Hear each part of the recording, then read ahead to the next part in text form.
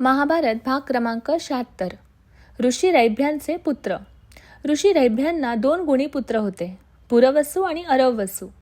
यांना राजा बृहद्यम्न यांच्या राजवाड्यात भव्य यज्ञ करण्यासाठी आमंत्रण मिळाले. यज्ञाच्या तयारीदरम्यान पुरवसूला काही कामासाठी आश्रमात परत जावे लागले. तेथील अरण्यात त्याला काही हालचाल जाणवली.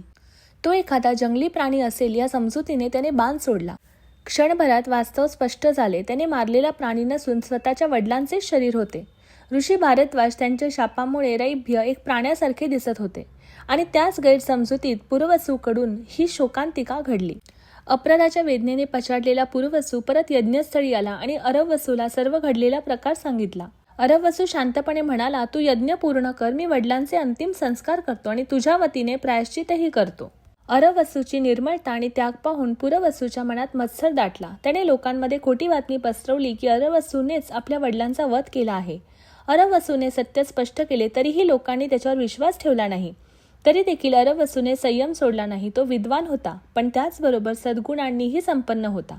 त्याने कठोर तप केले आणि देवांकडे प्रार्थना केली की पुरवसूचा पापभार दूर होवो आणि वडील पुन्हा जिवंत होवोत. देव कृपावंत झाले. रैभ्य पुन्हा जिवंत झाले आणि पुरवसूचे पापही धुवून निघाले.